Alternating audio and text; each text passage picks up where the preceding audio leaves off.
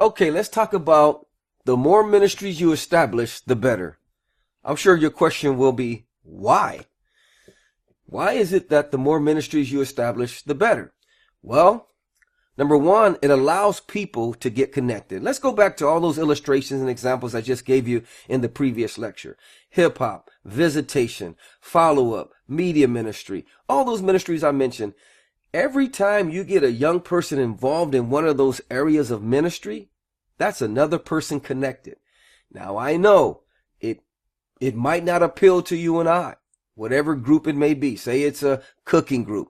I'm not really a cook, but I'd probably get involved in your hip hop group. You see, your talent or your gift might be something different. I'm sure you might not be interested in what I'm interested in, or maybe you are, but we got to remember there's a lot of young people that are coming to our youth nights that have different hobbies and attractions than we do. So the more ministries you establish, more opportunity for young people to get connected. Not only that, it avoids the traffic jam. What do I mean by that? Well, you know, when you're on a freeway, right? Or you're on the highway, when there's so many people on the highway, it causes a traffic jam because there's not enough lanes to accommodate everybody, right? So then what happens is you begin to go at a slow pace, and like, if you're like me, I don't like being stuck in traffic.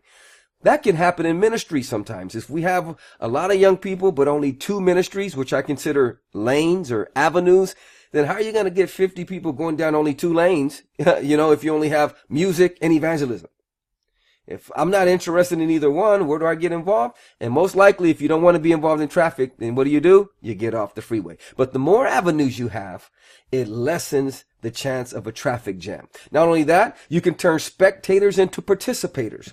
The more avenues you have, not only do young people come to youth night, but now they have an opportunity to get involved and not only just spectate and watch what goes on, but they can be a participator because there's more ministries that are maybe allow them to be attracted. Maybe they don't like this one, but they like that one. They don't like that one, but they like this one. So the more opportunities you give them, the more of a chance you have them going from being a spectator to a participator.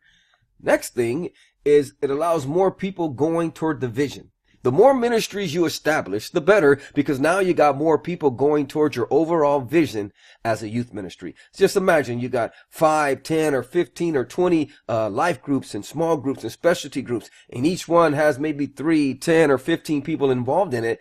You multiply those numbers, you got a good group of people going towards your overall vision. And then the more you create, the more you got connected and the more going toward the overall vision. Not only that, it creates an opportunity to get involved. Now, it's like this. If there's only two ministries, you got music and evangelism.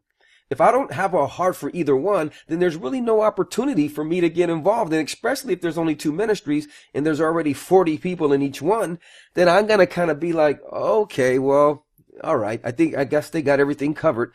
And especially if I'm not attracted to either one of those ministries. So the more avenues you create, now speaking for young people, then the more, because young people, if they don't have an attraction to it, they're probably not going to get involved in it, right? So the more you create avenues, the more opportunity you have for a young person to feel connected and for them to get involved. Not only that, it creates an avenue for people to use their gifts. Let's give you an example, practical example. Say I love doing sound. Okay. So I start a sound ministry and everybody who wants to learn how to do sound, meet me Tuesday nights at 6 o'clock. We're going to learn how to do sound.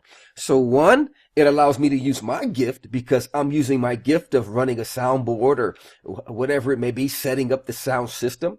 But then it also challenges those young people that come to our youth night that may not have a heart for hip hop or visitation or even singing on the worship team, but they love doing sound. So now they see an avenue where they can get connected and be a part of the youth ministry. Man, this is awesome. I'm telling you, you apply this stuff, it is guaranteed to take your youth ministry to the next level. Now, I know I'm not supposed to be preaching, so let me calm down. This is a teaching course. I feel like pulling out the Hammond B3 organ. Well, all right. So I'm telling you, if you apply this stuff to your youth ministry, it will take it to another level.